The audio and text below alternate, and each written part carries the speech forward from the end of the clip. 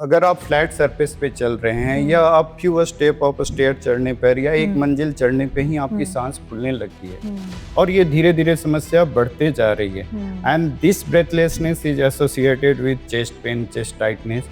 तो ये गंभीर समस्या को इंडिकेट करता है। जिसमें अस्थमा में क्या होता है जिया कि देखो बहुत सारे ट्रिगर फैक्टर होते हैं। Smoke, dust, pollution, climate change, sleep deprivation, stress, anxiety या फिर बॉडी में हार्मोनल चेंजेस, खासकर फीमेल्स जिनको मेंसेस से पहले, मेंसेस के बाद में, these are the trigger factor. इनका एक्सपोजर होता है तो उनको सांस की समस्या बढ़ जाती है। बहुत लोगों को फूड से एलर्जी, फूड से एलर्जी होती है, आलमंड से एलर्जी होती है। आलमंड से एलर्जी होती हाँ, है? बहुत लोगों को होती है। पार्टिकुलर फूड या मिल्क प्रोडक्ट से भी एलर्जी होती है। पनीर वगैरह, एग वाइट वगैरह, इन सब चीज़ों से बहुत सारे एलर्जी टेस्ट में, अगर जिनको एलर्जिक हैं, अगर आप एलर्जी टेस्ट करते हैं, हम लोग रूटीन प्रैक्टिस में अपने मरीजों को एडवाइस करते हैं कि इफ़ यू आर एस्थमेटिक और एलर्जिक हैं तो एक एलर्जी टेस्ट कराएं, जिससे आपको ये मालूम चल जाएगा कि आपको किन किन चीज़ों से एलर्जी है। इनहेलर लेने से आदत पड़ जाएगी, ये मिथ है या आपको लगता है कि बात सच है? बहुत ही अच्छा क्वेश्चन पूछा जिया, क्योंकि जो मैं रूटीन प्रैक्टिस में मैं देखता हूँ, खासकर फीमेल्स,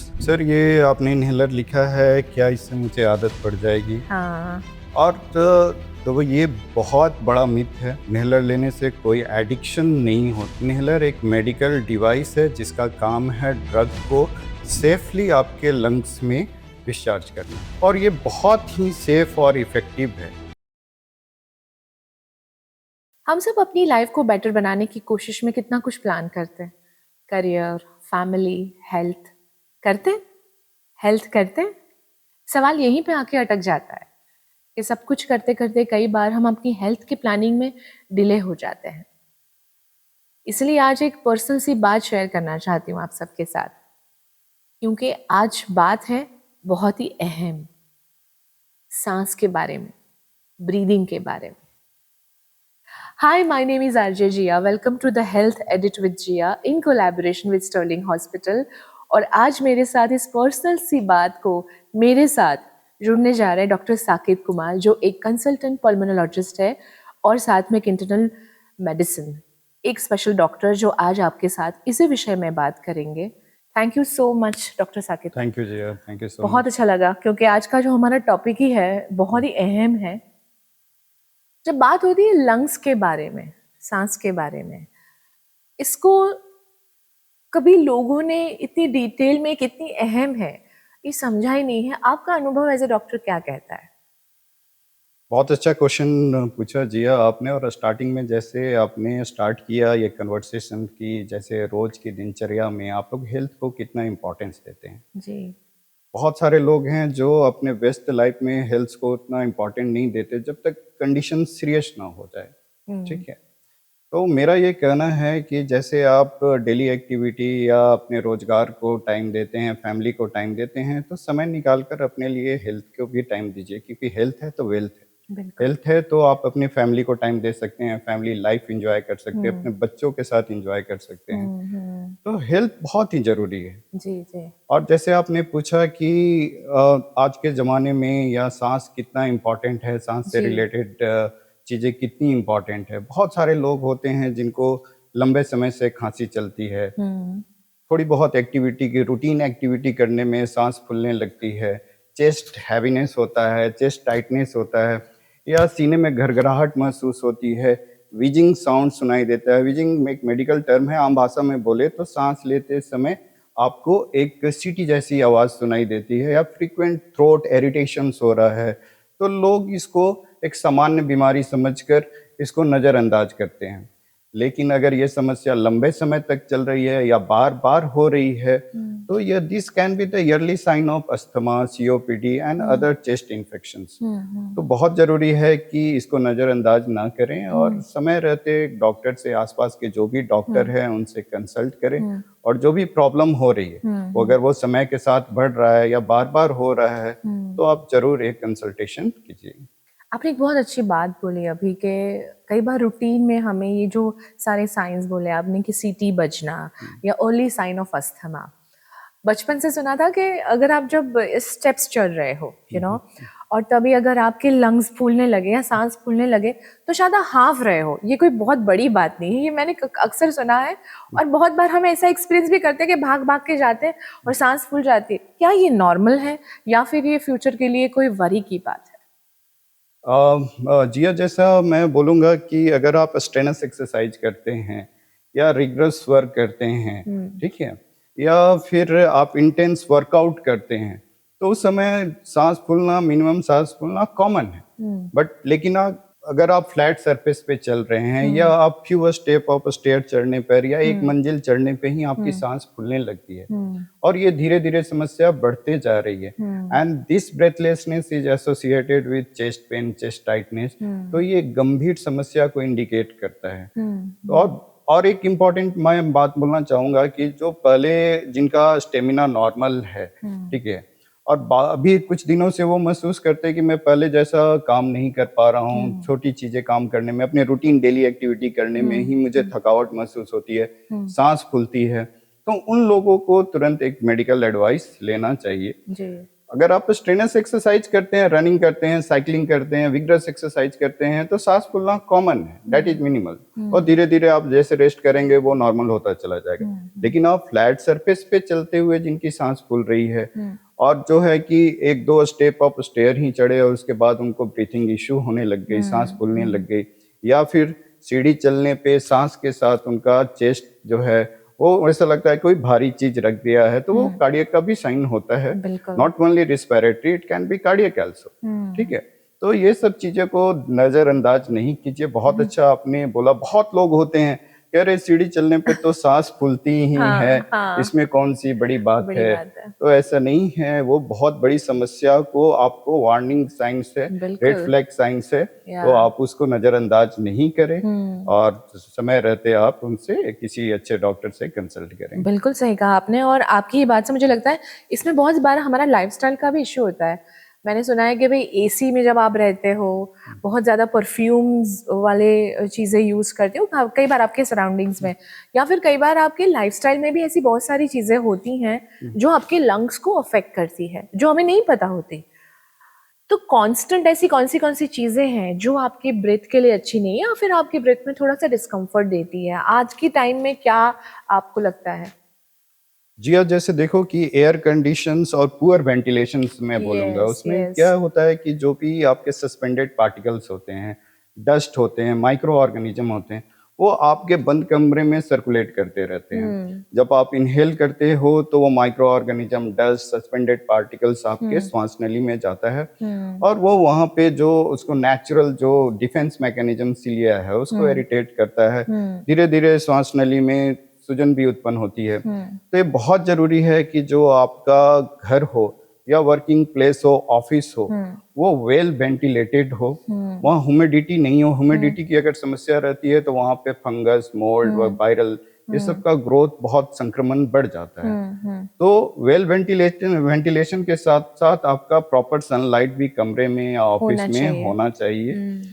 लंबे समय तक एयर कंडीशंस का उपयोग नहीं करना चाहिए। शुद्ध वातावरण में आप जाएं, श्वास लें, ये बहुत जरूरी है। दूसरा, अगर आपका वर्किंग इन्वायरमेंट ऐसा है जहाँ पे आपका केमिकल्स एक्सपोजर है या डस्ट है, फ्यूम्स है, जैसे स्टोन ग्राइंडर है, एस्बेस्टस फैक्ट्री में काम करने वाले हैं या बहुत सारे केमिकल इंडस्ट्री में काम करने वाले हैं, तो उनकी तो नेसेसिटी है वहाँ काम करना ताकि घर चलाना होता है, उसको अवॉइड नहीं कर सकते हैं। बट बहुत सारे सिंपल तरीके होते हैं जिससे ये डस्ट वगैरह के एक्सपोजर को कम किया जा सकता है। जैसे मास्क अप्लाई करना, बीच में ब्रेक लो, फेस वॉश करो, हैंड वॉश करो, ताकि केमिकल्स, आप जो कपड़े जो पहन के जाते हैं उसको रेगुलर वॉश करो। तो ये छोटे छोटे स्टेप जो हैं जो आपको बहुत सारे हानिकारक जो केमिकल, फ्यूम्स वगैरह ये सब चीज से आपको प्रोटेक्ट करते हैं।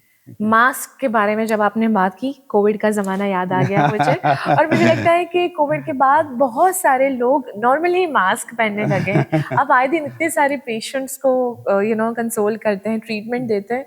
आपको क्या लगता है कोविड के बाद लोग ज़्यादा अवेयर हो गए टूवर्ड्स ब्रीदिंग को लेकर? जैसे डस्टिंग, बहुत ज़्यादा लोगों को डस्ट की एलर्जी होती है, एलर्जी पेशेंट सबसे ज़्यादा सांस की तकलीफ से परेशान होते हैं, तो प्लीज़ इसके बारे में थोड़ी बात कीजिए। डेफिनेटली आफ्टर कोविड एक ऐसा एरा था जिसमें बहुत सारे लोगों की जान गई, लेकिन कहते हैं ना कुछ चीजें बहुत निगेटिव होती है तो कुछ पॉजिटिव भी होती बिल्कुल हैं। बिल्कुल। तो उस समय तो ऐसा पैनिक सिचुएशन था, लोगों को कुछ थैंक गॉड कि वो एरा खत्म हो गया, हाँ दोबारा ना बिल्कुल। आए। लेकिन वो एरा बहुत चीज सिखा कर गया। पर्सनल हाइजीन्स, ड्रॉपलेट इन्फेक्शंस को प्रिवेंट करने के लिए मास्क का उपयोग करना, अभी भी लोग हैं जो उस टाइम उन्होंने वो हैबिट बनाया है, अभी भी फॉलो करते हैं। जी जैसे क्राउडेड प्लेस में जाते हैं, मेट्रो में जाते हैं, ट्रेन में जाते हैं, या कहीं भी ओवर क्राउडिंग जगह पे रहते हैं तो लोग मास्क का उपयोग करते हैं। बिल्कुल। या फिर खुद को अगर आपको वायरल इन्फेक्शन हो रखा है तो दूसरे लोगों को ना हो, क्योंकि वायरल का जो सेकेंडरी अटैक रेट होता है वो मोर देन 90% होता है।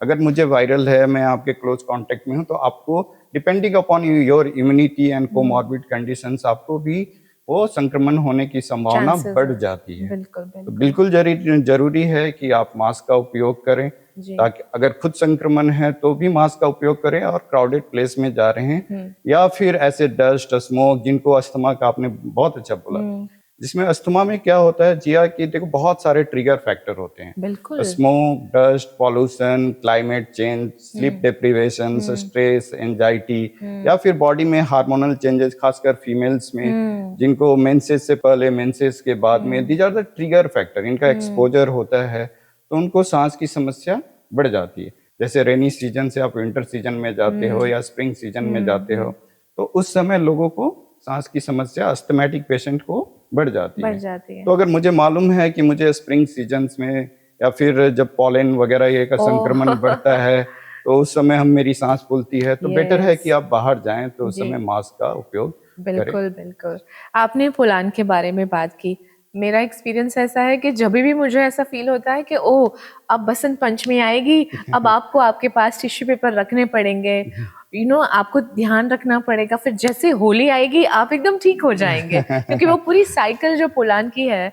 सो बहुत सारे लोग पोलान एलर्जी से परेशान होते हैं। सर उस दौर में सबसे ज्यादा खास ध्यान रखने वाली चीज आपके हिसाब से क्या क्या होनी चाहिए जिन जिन लोगों को ये पोलान की एलर्जी? देखो, अगर आपको मालूम है कि मुझे पार्टिकुलर इस चीज से, नॉट ओनली पोलन, बहुत लोगों को फूड से एलर्जी, सी फूड से एलर्जी होती है, आलमंड से एलर्जी होती है, आलमंड से एलर्जी होती हाँ है? बहुत लोगों को होती है। पार्टिकुलर फूड या मिल्क प्रोडक्ट से भी एलर्जी होती है, पनीर वगैरह, एग वाइट वगैरह, इन सब चीजों से बहुत सारे एलर्जी टेस्ट में, अगर जिनको एलर्जिक हैं, अगर आप एलर्जी टेस्ट करते हैं, हम लोग रूटीन प्रैक्टिस में अपने मरीजों को एडवाइस करते हैं कि इफ यू आर एस्थमेटिक और एलर्जिक हैं तो एक एलर्जी टेस्ट कराएं, जिससे आपको ये मालूम चल जाएगा कि आपको किन किन चीजों से एलर्जी है। इधर फूड, ड्रग्स, या बहुत सारे जैसे फंगस हो गया, मोल्ड हो गया, इन सब चीजों से एलर्जी है।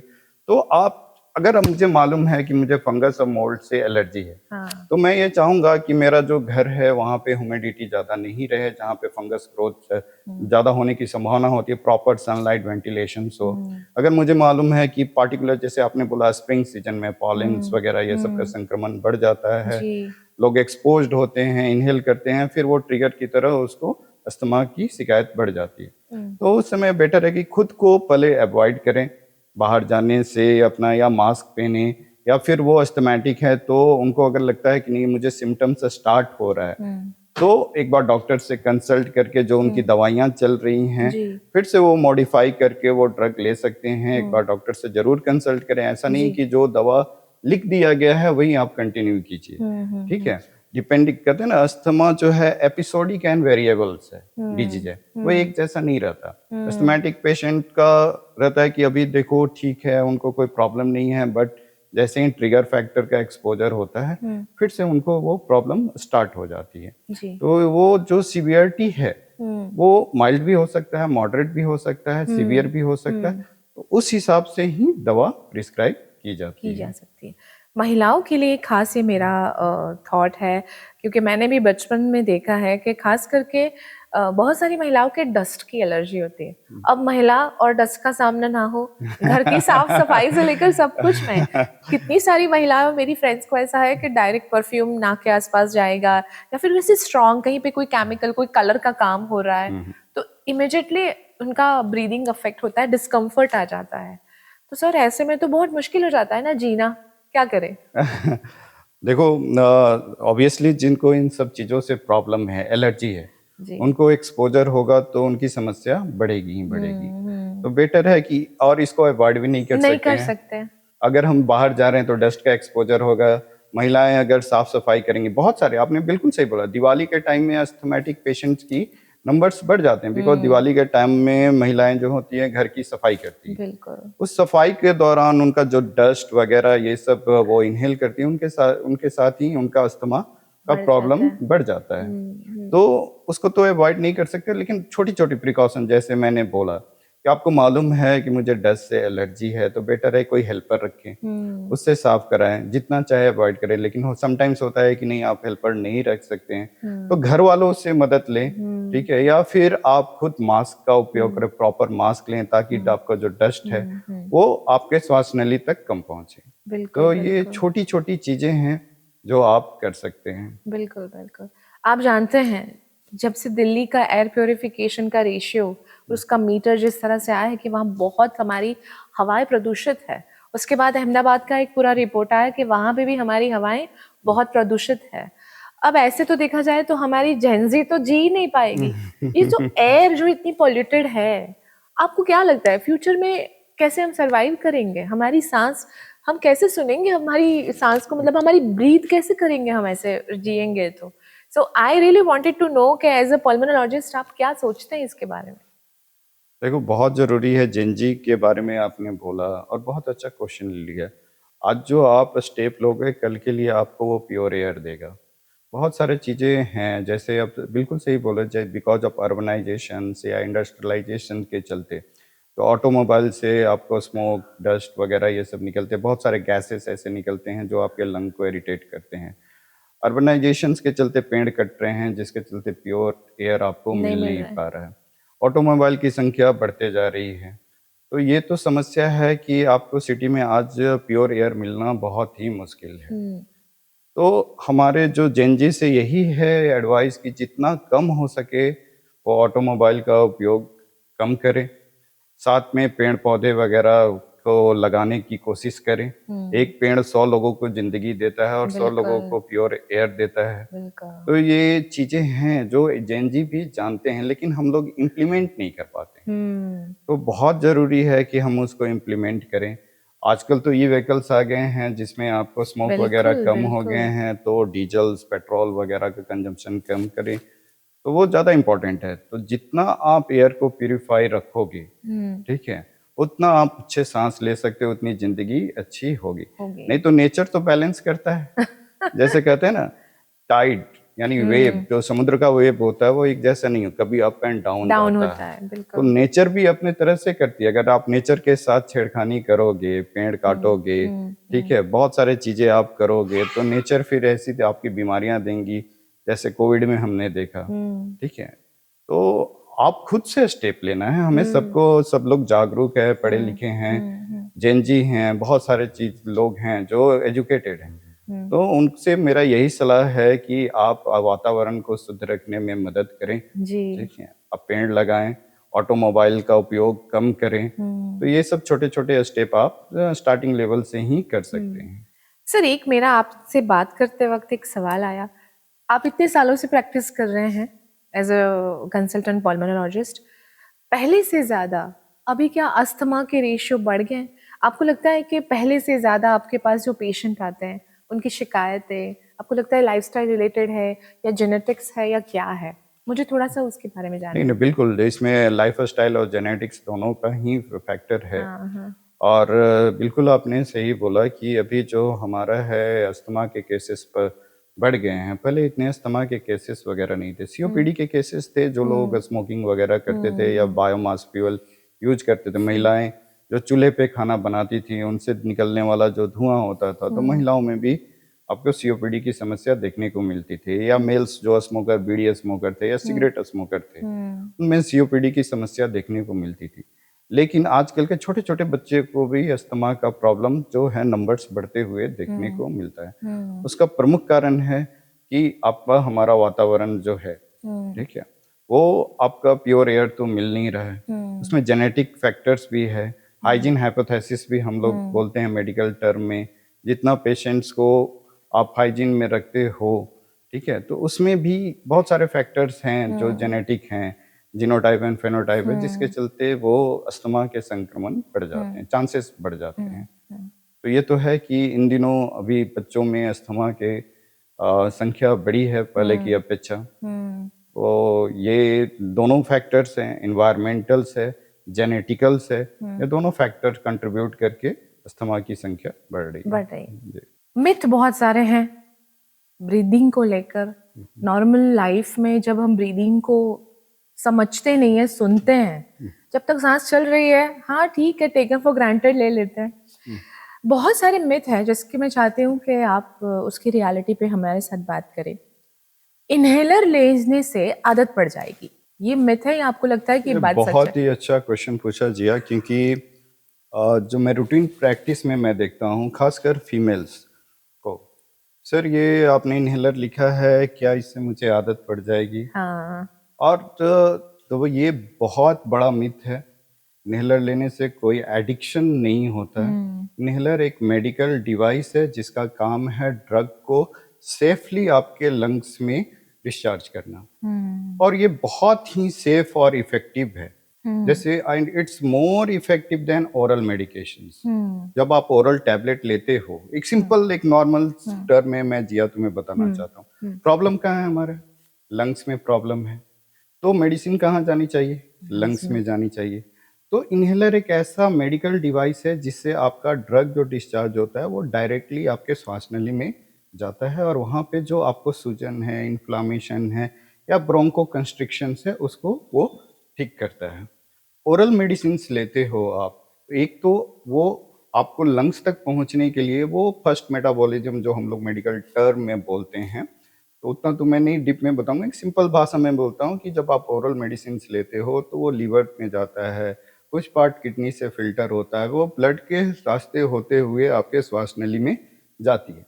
तो उसमें जो डोज जो होता है वो आमतौर पे जो इनहेलर का जो डोज होता है उससे हाई होता है, और वो दूसरे ऑर्गन से भी जाता है। लेकिन अगर हम इनहेलर यूज करते हैं तो वो डायरेक्ट हमारे श्वास नली में जाती है, और वहाँ पे जो सूजन है, जो कंस्ट्रिक्शन है, उसको रिपेयर करता है। इससे कोई एडिक्शंस नहीं होता। और बहुत अच्छा आपने क्वेश्चन किया, क्योंकि फीमेल्स को भी ना एक सोशल स्टिग्मा होता है कि सर आप मुझे ओरल मेडिसिन लिख दीजिए, क्योंकि अगर मैं इनहेलर यूज करूंगी तो बहुत सारे घर वाले बोलेंगे ये क्यों कर रही है, कभी मेरी शादी नहीं हुई है, या ऑफिस में यूज करूंगी तो लोग पूछेंगे मुझसे कुछ। तो बिल्कुल इससे डरना नहीं है, आपकी प्रॉब्लम है, आपका लाइफ है, आपको अच्छा होना है, और विद कम मेडिसिन से आपको ठीक होना है। तो ये बहुत जरूरी है कि इनहेलर को लेकर जो मिथ है वो लोगों में ये सब क्रिस्टल क्लियर होना चाहिए कि इससे कोई एडिक्शन नहीं। हाँ, जैसे कुछ बीमारियां हैं, जैसे अस्थमा है, सीओपीडी है, आईएलडी है, उन डिजीज का नेचर ही ऐसा है कि आपको लॉन्ग टर्म तक आपको इनहेलर यूज करना पड़ता है, बट उससे कोई एडिक्शंस नहीं होता है। It's a nature of that disease. लेकिन इससे बिल्कुल आपको एडिक्शंस नहीं होता जी। बिल्कुल बिल्कुल। दूसरा एक मिथ मैंने ये भी सुना है कि जो लोग स्मोकर होते हैं ना, उनको ही लंग का प्रॉब्लम होता है, बाकी किसी को नहीं हो सकता। नहीं नहीं, ऐसा नहीं है, बट यू आर राइट। तो कि जो भी लंग्स की समस्या होती है वो स्मोकर्स में ज़्यादा देखने को मिलता है, बट ऐसा नहीं है कि नॉन स्मोकर्स में आपको लंग्स की समस्या नहीं होता। जैसे बच्चों में देखो, यंग्स में देखो, उनमें आपको अस्थमा, एलर्जी, ये सब की समस्या या वायरल इन्फेक्शन की समस्या ज़्यादा मिलती है। या इवेंट्स बहुत सारे आईएलडी है, इंटरस्टिशियल लंग डिजीज जो बोलते हैं, वो महिलाओं में जिनको कनेक्टिव टिश्यू डिजॉर्डर है, उन सब चीज़ों उनमें ज़्यादा देखने को मिलता है। हाँ, ये है कि स्मोकिंग के चलते बहुत सारी आपको लंग समस्या बढ़ जाती है, लेकिन ऐसा बिल्कुल नहीं है कि लंग की समस्या जो है वो नॉन स्मोकर में नहीं होता। इवन नॉन स्मोकर में भी सांस की समस्या, एलर्जी की, अस्थमा की या फिर आईएलडी की, ये सब चीज़ें होती है। इवन आज के टाइम में तो अस्थमा जो है वो नॉन स्मोकर में ज़्यादा देखने को मिलता है, स्मोकर में सीओपीडी की समस्या ज़्यादा देखने को मिलती है। तो ऐसा बिल्कुल नहीं है कि जो स्मोकिंग करते हैं उन्हें ही श्वास संबंधित शिकायतें होती हैं और नॉन स्मोकर को नहीं होती है।